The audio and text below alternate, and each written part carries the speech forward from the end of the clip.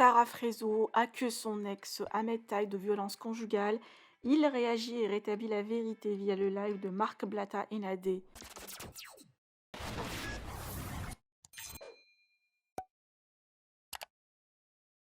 Hier, Aquababe a révélé une story où Ahmed Taï disait clairement avoir giflé sa chérie Sarah Frézou. Les internautes choqués ont exprimé leur indignation, ce qui a poussé le blogueur à dévoiler d'autres scènes de violence commises par le candidat. De ce fait, Sarah Frézou a pris la parole pour confirmer la version de Aquababe et balancer sur le comportement de son ex-mari. Ahmed a voulu se défendre et rétablir la vérité. Il dément les accusations de son ex-femme et dévoile l'histoire de chaque prétendue scène de violence. Sarah compte bien répondre à son tour. Que va-t-elle dire face aux détails livrés par Ahmed et qui croire entre les deux? Je vous laisse avec les grosses révélations du candidat via un extrait du live de Marc Blatta. Que pensez-vous? Partagez avec moi vos avis en commentaire et n'oubliez pas de liker la vidéo et de vous abonner à la chaîne. Parce que j'ai grandi avec des principes et des valeurs, tu vois, élevés par des femmes. Jamais de ma vie, à chaque fois qu'elle me tapait, qu'elle me rouait de coups, bah, je mettais ma main derrière le dos. Comme ça, je la regardais et je disais, t'inquiète pas, il y a un Dieu, Dieu est grand et tu peux me tabasser autant que tu veux, c'est pas grave. Tu vois ce que je veux dire, frérot? Ok. Donc, à partir de là, quand elle m'a tabassé, au bout d'un moment, tu vois, je dis stop, tu vois. Je l'ai poussé, je dis stop, c'est bon, stop, faut que ça s'arrête. Je suis un homme, tu vois, il y a du monde, tout le monde est là. Je peux pas la laisser me tabasser devant tout le monde. Tu vois ce que je veux dire? Hmm. Donc, à partir de ce moment-là, je la pousse. Je lui dis stop, arrête. Qu'est-ce que je fais? À ce moment-là, je pars dans la voiture. Et de là, elle me rejoint et ça part. Et tu m'as poussé, et tu m'as tapé, tu m'as poussé, etc. Alors que non, pas du tout. Pas du tout, frérot. Tu as vu la vidéo, les gens sont témoins. Je ne l'ai jamais tapé de ma vie. J'ai juste poussé, tu vois, pour qu'elle s'écarte, pour qu'elle arrête de me taper, frérot. Elle allait me défigurer. Tu vois ce que je veux dire? Donc, et de là, c'est parti. Pression psychologique. Toute la soirée. Et tu m'as tapé, et ceci, et cela, et tu m'as poussé, et ceci. En fait, moi, comme je fais à mon habitude, je l'ignore. Sauf que ça, quand tu l'ignores, bah, elle pète encore plus les plombs. Tu vois? Donc à ce moment-là, je sais pas quoi faire. Je fais quoi? Je l'ignore. Elle pète les plombs, je lui parle, ça va surenchérir et ça va encore partir en slice. Frérot, on a failli faire un accident sur la route. On a failli faire un accident pour dire à quel point ça a été super loin. Donc à ce moment-là, je pète les plombs, je la regarde, je dis, mais tu veux quoi en fait? Qu'est-ce que tu veux? Dis-moi, qu'est-ce que tu veux en fait? Tu veux quoi? Tu veux quoi? Tu veux que je dise que je t'ai mis une gifle? Comme ça va te faire plaisir? C'est ça que tu veux en fait? C'est ça que tu veux? Tu vois, et je pète les plombs. Et de là, je commence à péter les plombs, je craque, je prends mon téléphone, tu vois, je fais une vidéo. Et c'est de là que la date, le jour de l'an, je prends la vidéo, je dis voilà, c'est moi, c'est Ahmed Haroun. Voilà, c'est telle date, il est telle heure. J'ai mis une gifle à Sarah. Je dis voilà, c'est bon, t'es contente maintenant? T'es contente? Voilà, je t'ai fait une vidéo, j'arrête le téléphone, je prends la vidéo, je lui envoie. Je lui dis tiens, la vidéo, je te l'ai envoyée. Comme ça, tu pourras la regarder tous les jours avant de dormir et tu pourras te faire plaisir avec.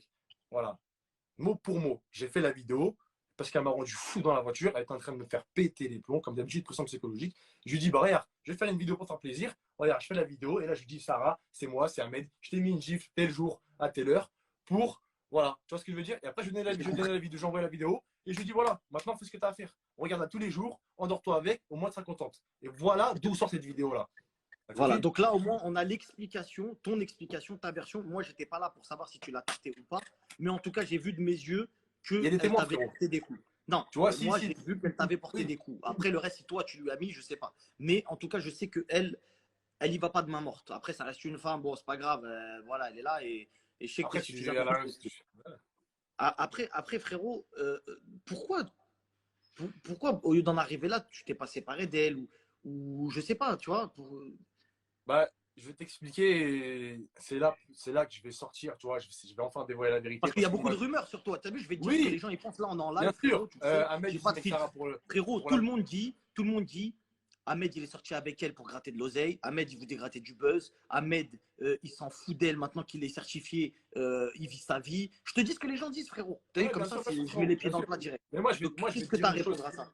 Frérot, je vais te dire une chose. Moi, demain, si j'aurais voulu gratter du buzz ou de la notoriété ou des vues ou de l'argent à Sarah, frérot, je me serais mis avec elle, je serais sorti avec elle. J'aurais fait ce que j'avais à faire et bye. Tu vois? J'aurais pas été jusqu'au mariage. Tu vois, mariage religieux, toi et moi, on est musulmans, on sait très bien ce que ça vaut un mariage religieux, c'est la moitié du dîn, c'est la moitié de la religion, c'est super important pour nous. Tu vois, j'aurais pas été jusqu'à là, frérot. Tu vois, Sarah, regarde, je vais pas te mentir, je vais te dire la vérité, hein. Moi, aujourd'hui, je vais être transparent. Pour une fois, je vais parler parce que tu vois, moi, je suis un mec, je vais pas parler. Tu vois, là, je suis face à toi, ça me déplaît. Mais j'ai pas le choix, je suis obligé. Avec ce qu'elle a dit, avec les propos qu'elle a dit, je suis obligé de parler, je suis obligé de me justifier. Donc, on va pas se mentir, Sarah, au début, physiquement, c'était pas une fille qui me plaisait. tu vois. Mais j'étais au-delà de tout ça. Au-delà des apparences, Sarah, c'est une fille qui a un grand cœur. Sarah, c'est une fille qui a une personnalité de fou, tu vois. Et c'est ça que j'ai kiffé chez elle, tu vois. C'est ça que j'ai kiffé chez Sarah. Sa personnalité, son grand cœur, sa joie de vivre. Là, je te parle au début, tout ce qui s'est passé, hein, tu vois, quand tout allait bien. C'est ça que j'ai kiffé chez elle. C'est que j'ai été au-delà des apparences et j'ai kiffé Sarah simplement au-delà de son physique, tu vois. Et les gens qui disent, ouais, Ahmed, il s'y met avec elle pour le buzz, Ahmed, il s'y met avec elle pour l'autorité, et ceci, cela, c'est totalement faux, frérot. Tu vois. Parce que moi, au jour d'aujourd'hui, regarde, Sarah, je suis parti chez elle, tu vois. Sarah Frézo, je suis parti chez elle. J'ai demandé sa main à son père, à son frère, tu vois. J'ai engagé mes parents, ma famille, tu vois, ma mère, mon père, ma grand-mère, mon grand-père, je l'ai ramené chez moi. Sarah, c'est la première femme que j'ai ramenée chez moi, que j'ai présentée à ma mère. Tu vois ce que je veux dire? C'est la première femme que j'ai aimée dans toute ma vie. Sarah, avec qui je me suis affiché et je me suis marié religieusement devant toute la France. Tu vois, j'ai assumé, moi.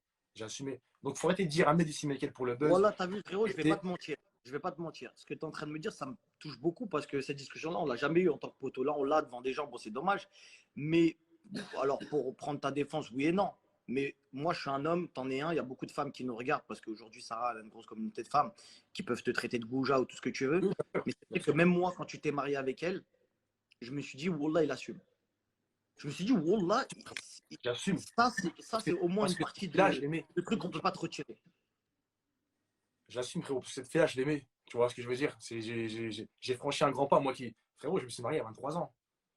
C'est la première meuf, la première femme que j'ai ancrée dans ma vie, c'est Sarah. Et je me suis marié à 23 ans. Mon mariage religieux, j'ai fait à 23 ans. J'avais 22 ans quand je l'ai rencontré. Je sais pas si tu te rends compte, tout ça, c'était nouveau pour moi.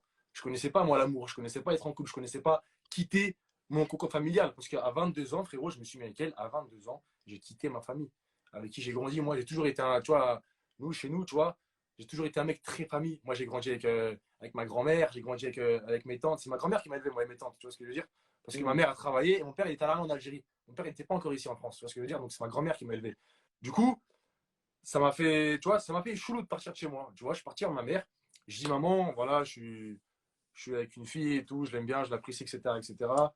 Va falloir que je parte, tu vois. Va falloir que je parte. Ma mère, elle me dit, mon fils, t'as Et, 22 ans. aujourd'hui, du moins, parce qu'au-delà de ça, les gens ils disent maintenant que tu es certifié, tu vois ce que je veux dire? Ouais, je vais t'expliquer. En fait, moi, avant de rencontrer Sarah et avant de faire de la télé, il faut savoir que je suis un sportif de haut niveau, je suis un boxeur pro, tu vois, je suis boxeur pro, je suis en équipe de France, je fais de la boxe taille. Et j'ai été certifié en tant qu'athlète, tu vois, pas en tant qu'influenceur. Et j'ai été certifié bien après que je me suis séparé de Sarah. Donc ça, il faut que les gens, tu vois, ils l'enregistrent. C'est par rapport à ma fédération de boxe, c'est par rapport à mon club de boxe qui ont fait la demande. Et du coup, C'est c'est vrai que comme tu ça que n'es pas certifié influenceur. non, C'est je suis vrai, certifié en tant t'es pas qu'athlète, certifié. frère. Parce qu'avant tout ça, je suis boxeur pro. Tu vois, je suis sportif de haut niveau. Ma vie, c'est la boxe. Tu sais, t'as pu un peu voir. Tu connais mon entourage et moi, je suis à fond dans la boxe. Donc, il faut que les gens, tu vois, ils se disent qu'ils arrêtent tout ça de Ahmed, ouais, t'es avec Sarah pour le buzz, pour l'autorité. Non, non, Sarah, c'est une fille que j'ai aimée. C'est une fille que j'ai aimée et ça, personne ne pourra me l'enlever. Tu vois. En tout cas, tu as eu le courage, frérot, en tout cas, de te mettre avec elle et d'assumer devant la France entière et surtout de la prendre en mariage. Et on sait que les femmes, elles aiment d'avoir des actes concrets. Aujourd'hui, toi, tu en as fait, en tout cas, vis-à-vis d'elle. Il y a cette vidéo-là qui est sortie. Donc là, tu nous as expliqué le comment du pourquoi. Il y a eu ce passage-là et autre chose aussi, c'est apparemment, il y a eu des histoires de coups de poing, tu vois, des histoires de comme quoi tu aurais fait une émission avec elle et tu aurais voulu lui mettre des coups de poing dans le ventre pour la faire avorter, etc. Apparemment, il y a des témoins, donc je sais pas. Et ça, il y a aussi, juste avant ça, tu répondras après. C'est quoi cette histoire de coup de couteau, frérot? Il y a une histoire de coup de couteau. J'ai Bah, rien compris. ouais. Et d'ailleurs, Explique-moi cette histoire de coup de couteau, s'il te plaît. Déjà, c'est c'est l'histoire de la, coup de c'est couteau. la, Après, c'est la, c'est la cicatrice que j'ai là. Tu vois. Déjà, même ça, tu vois, même ça, je me demande comment elle a pu en parler, tu vois. Ça reste dans l'intimité, frérot. Tu peux pas en parler. J'ai un père, j'ai une mère, tu vois, j'ai une sœur, j'ai des frères. Je sais pas comment elle a pu en parler, tu vois. Là, j'ai honte d'en parler de cette histoire, mais j'ai pas le choix. Je vais devoir la raconter de A à Z. Écoute-moi, hein, Marc, enregistre bien, écoute bien ce que je vais te dire parce que cette histoire, je vais te la raconter comment elle s'est passée de A à Z et tu vas être choqué et que Dieu m'en soit témoin par Allah que tout ce que je vais te dire, c'est la vérité, frérot, de A à Z. Je t'explique. Alors, en détail, hein. Un soir, madame a voulu sortir. On était à la maison, elle était avec ses deux meilleurs amis, tu vois. Mais vu que c'était vers la fin, tu sais, moi, c'était un ras-le-bol. Je pouvais plus sortir avec elle parce qu'elle ne savait pas se tenir, frérot. Elle n'avait pas de comportement. Dès qu'elle sortait, elle commençait à boire, ça partait tu sais, elle commençait à me taper, ça partait en embrouille, les disputes, les insultes, à me rabaisser, à me critiquer. Du coup, vers la fin, j'en ai un ras-le-bol. Donc, moi, je lui dis quoi? Je lui dis, si tu veux sortir, regarde, Sarah, sors avec ton meilleur ami. Juste, s'il te plaît, quand tu rentres, me fais pas mal à la tête. Tu vois, moi, je suis resté à la maison, j'ai mis mon casque, je vais l'appeler avec mes potes, tu vois, j'étais tranquillement. Je lui dis, ça va, sort si tu veux sortir, mais quand tu rentres, s'il te plaît, tiens-toi correctement. Tu vois, parce que moi, je savais qu'elle allait rentrer bourrée, que ça allait encore des histoires, et ceci, et cela, et ceci, cela. Donc de là, elle sort, elle fait sa soirée. Donc moi, je dors pas jusqu'à 7 h du matin, je dors pas, Marc. Parce que j'attends que Sarah elle rentre. Tu vois, j'attends qu'elle rentre. Comme ça, quand elle est à la maison, je peux dormir tranquille. Je me dis qu'elle n'a pas fait un accident sur la route bourrée, elle n'a pas fait une dinguerie, il s'est pas passé quelque chose de mal. Tu vois ce que je veux dire? Donc jusqu'à 7 h du matin, je l'attends. Et, et vu que je suis un bonhomme, qu'est-ce que je fais à Sarah? C'est un détail, hein, mais je te raconte tout en détail. Là, c'est comme si c'était hier. Je me rappelle comme si c'était hier. Je lui commande des pizzas, tu vois, parce que je sais qu'elle va rentrer, elle va avoir faim, tu vois, elle va être fatiguée. Je lui commande des pizzas, je lui commande à boire, je lui pose des pizzas. Je me dis, elle va rentrer de sa soirée, elle va être tranquille, elle rentre de la soirée.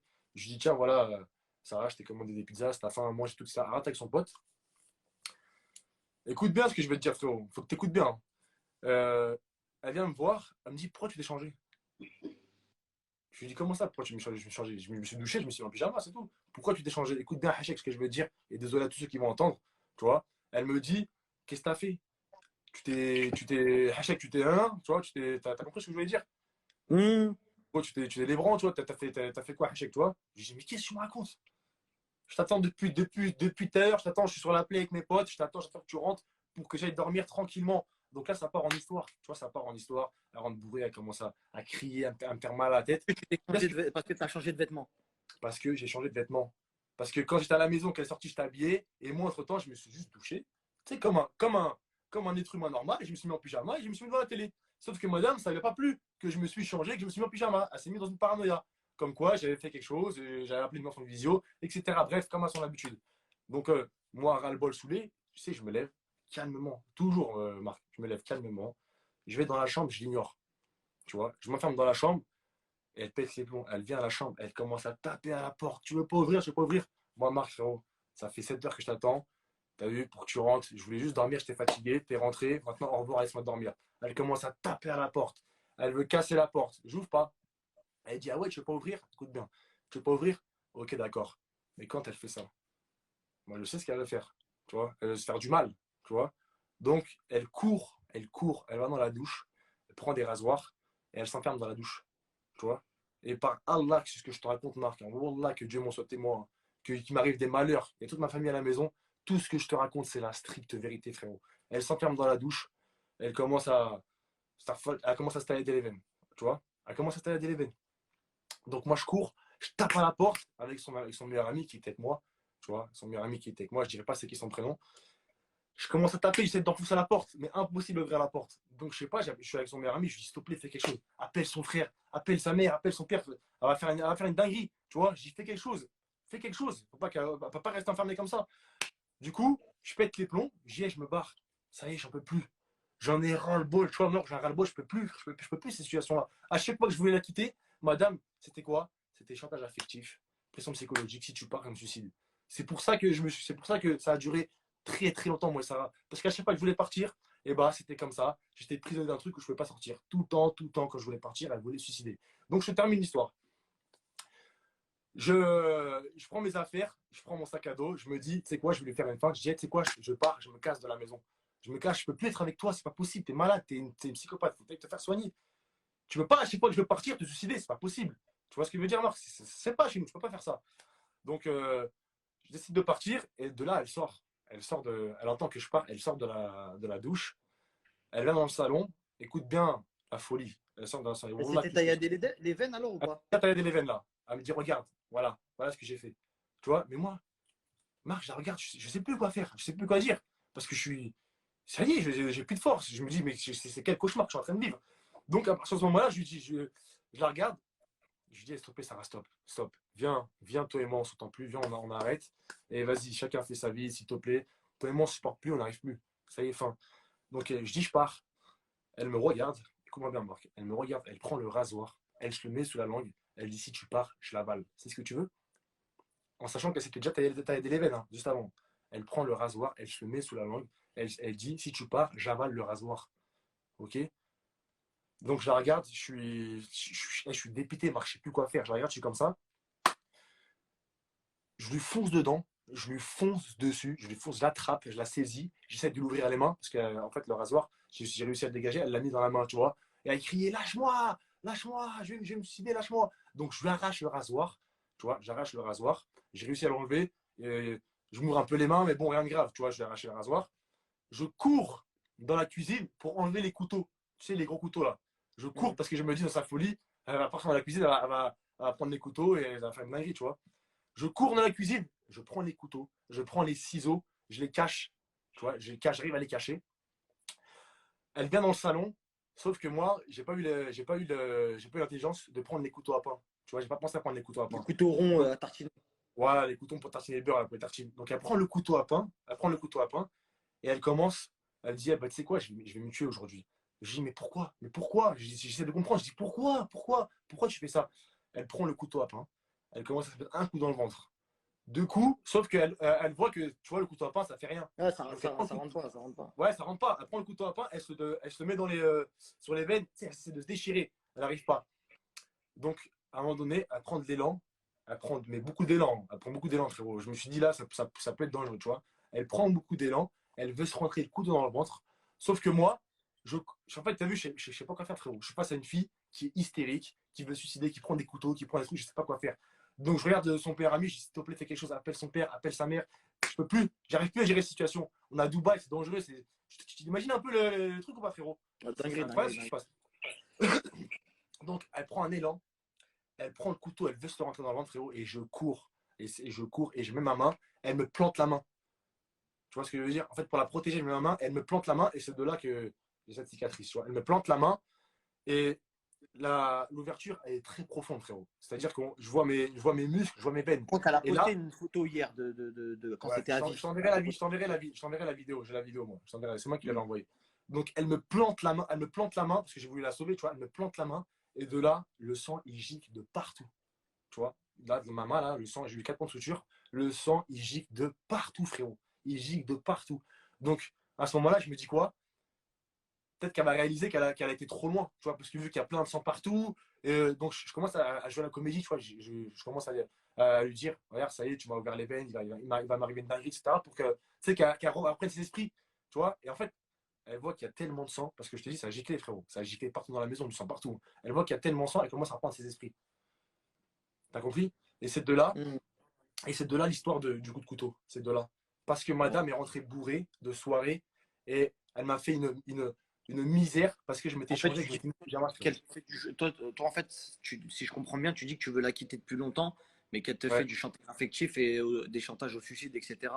Mais elle a dit aussi hier qu'apparemment tu l'as forcé à maigrir. Alors, je vais donner quand même un peu mon avis là-dessus. La vérité, forcer personne, moi je sais pas comment ça se passe, mais en tout cas, moi je la trouve beaucoup plus jolie et pétillante aujourd'hui. Voilà, après, ça reste mon avis, et je pense qu'elle-même se trouve beaucoup mieux, puisqu'elle est fière de son corps, elle l'exhibe tous les jours. Donc je pense Bon, qu'elle-même aussi se trouve beaucoup plus jolie aujourd'hui. Mais j'aimerais savoir pourquoi elle dit ça, pourquoi elle dit que tu l'as forcée. je t'explique, je ne l'ai jamais forcée. Elle a voulu de elle-même, tu vois. Donc moi, tout ce que j'ai fait, je l'ai accompagnée dans sa démarche. Je l'ai ramenée avec moi à la boxe. Je faisais des cours de boxe, frérot. Je l'ai ramenée à la boxe. On allait au sport, je la motivais. Fitness park, on se tuait. Je lui faisais la diète. Et regarde comment elle est devenue. Regarde aujourd'hui comment elle est devenue. Je me suis mis à fond avec elle parce que c'était elle qui voulait. C'est dans sa démarche. Moi, j'ai juste accompagné, tu vois. En aucun cas, et je lui ai toujours dit, et je lui ai toujours dit, elle ne pourra jamais nier. Tout le temps, je lui disais, hey, ne perds pas de poids. Si tu veux, reste comme t'es, je m'en fous. Elle me disait, ouais, tu me dis ça comme ça pour me rassurer, c'est faux, etc., etc. Après, je lui dis non. Moi, je lui dis non. Je lui dis, si tu veux perdre du poids, perds du poids. Moi, je vais t'accompagner dans la perte de poids, il n'y a pas de problème. Mais en aucun cas, je l'ai forcé à vomir. C'est quoi ce délire?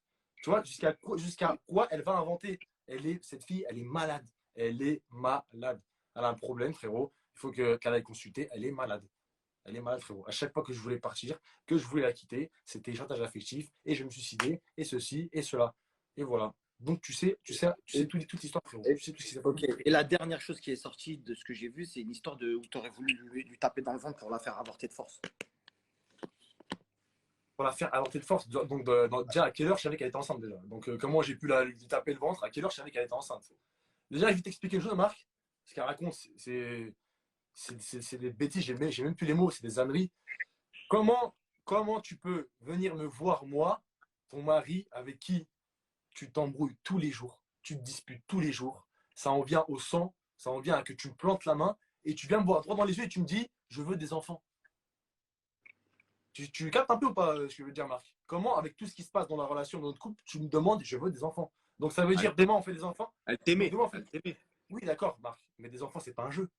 Les enfants, c'est pas un jeu, frérot. Moi, demain, je vais pas faire des enfants avec une femme et que mon enfant il voit des vases volés, des couteaux, du sang. C'est pas possible. Pour avoir des enfants, il faut avoir une situation stable, frérot. Il faut que tu sois stable avec ta femme. Il faut qu'il y ait la paix dans votre couple. Tu vois ce que je veux dire? L'harmonie. Il faut que tout le monde s'entende bien, que tu kiffes. Tu peux pas avoir des enfants, venir me voir et me dire, ah mec, tu veux pas d'enfants? Déjà, j'ai 23 ans. Je suis jeune. Oui, j'avais pas envie d'avoir des enfants. Oui, j'assume. J'étais un peu jeune, ça me faisait peur. Je venais à peine de quitter chez moi. J'avais 22 ans. Je venais à peine d'emménager avec elle. J'étais parti à Dubaï vivre avec elle. J'ai fait mon mariage religieux avec elle. Et là, tu me demandes encore des enfants. Alors que tous les jours, on s'embrouille, il y a des disputes de malade mental. Tu ne peux pas me demander des enfants. Tu vois ce que je veux dire? Non, c'est pas possible. Ouais, j'ai Pour capté. avoir des enfants, faut être stable dans son couple. Tu peux pas. Tu peux pas. Et oui, j'assume, je ne voulais pas d'enfants avec elle. Oui, bien sûr. Bien sûr. Aujourd'hui, pourquoi tu penses que tout ça. Parce que moi, je me dis, c'est bizarre quand même que pendant que tu sois en diffusion, il y a des trucs qui sortent. T'as capté? Je trouve ça un peu bizarre, tu Je vais vois. t'expliquer, frérot, je vais t'expliquer la vérité. En fait, Sarah, elle n'arrive pas à Excuse-moi, admettre. excuse-moi, parce que cette vidéo-là, elle l'a en sa possession depuis des années. Après, c'est pas elle qui l'a sortie, ça, quoi. Cette vidéo, elle l'a, ça fait déjà plus d'un an. Donc pourquoi attendre là, la veille de ma diffusion, quand je suis en diffusion le 3 janvier, et essayer de me sortir, de me faire une sauce, tu vois, pour m'éteindre. Tu vois, comme ils ont fait à Garado, comme ils ont fait à certaines personnes. Pourquoi t'as pas sorti la vidéo il y a un an en arrière déjà? Tu vois ce que je veux dire, Marc? Et si vraiment je t'aurais giflé, pourquoi t'as pas fait une vidéo où folle qu'elle est, pourquoi elle n'a pas fait une vidéo où elle dit ouais, Ahmed il m'a giflé, regardez, je suis rouge? Pourquoi? Parce que c'est faux, Marc. C'est une psychopathe, cette fille. Il faut qu'elle aille se faire soigner, il faut qu'elle aille Moi, j'ai consulter. la Et je réponse. sais pas si Il y tu a, il y remarques. a- il y a- il y a Ahmed, Ahmed, excuse-moi, il y a Salut Nadé Ahmed, qui est ça à va? côté qui, Moi, qui j'ai la aimerait. réponse à la question quand tu as dit pourquoi elle n'est pas sortie avant la vidéo. C'est simplement parce qu'effectivement, Sarah s'est pas cachée de l'avoir envoyée à Quabel, mais il y a longtemps. Donc, c'est pas elle qui a décidé Voilà, en gros de par la hasard. sortir. C'est pas que- et juste, moi, j'ai une question juste, vous voudrais comprendre. Hein, c'est juste pour comprendre. Parce que tu sais que moi, je parle un peu avec Sarah, même si on n'était pas amis avant. Après votre Ouais, rupture, ouais. on a discuté longuement, tu vois. Donc, tu le sais, on se cache rien. Et moi, j'ai une question parce que tu dis qu'effectivement, c'était difficile de la quitter parce qu'elle te faisait du chantage affectif, etc. Ce que je comprends et ce que j'entends. Et pourquoi, du coup, tu as réussi après à la quitter? C'est quoi qui a fait que Ouais, tu as c'est quoi réussi? l'élément qui a fait que tu as Parce que réussi à la si une Bah, quitter personne après? fait du ben chantage affectif, regarde. encore Et carrément, tu me dis ça, Nadé, j'ai des frissons. Quand tu me dis ça, j'ai des frissons quand tu me dis ça. Tu sais que ma mère, elle m'appelait tous les jours. Et écoutez bien cette histoire, hein, c'est super important. Et quand on dit qu'une maman ressent les choses, c'est la stricte mm, vérité. Frérot, j'ai des frissons quand je te dis ça. Ma mère, elle m'appelait tous les jours, elle me disait, mon fils, elle me disait, est-ce que ça va, mon fils? Tu vois? Et moi, Marc, tu sais comment on a grandi, nous, avec des principes et des valeurs. Je peux pas lui dire, maman, il se passe ça, il se passe ci, il se passe ça, il se passe ça. Maman, alhamdoulilah, tout va bien. T'inquiète pas pour moi. Maman, tout va bien. Et ma mère, tous les jours, m'appelait, mon fils, tu vas bien? Oui, maman, t'inquiète pas, tout va bien. Et derrière mon dos, ma mère, tous les jours pendant un an, tous les jours, elle parlait à ses sœurs qui sont mes tantes. Elle disait, les filles, je sais que mon fils, il va bien. Je sais que mon fils sentait, frérot. Elle le sentait. Et juste après la dispute de ça, là, où elle m'a planté, ma mère dit à ma tante, Sonia, va voir Ahmed à Dubaï. Je sens qu'il se passe, je sens qu'il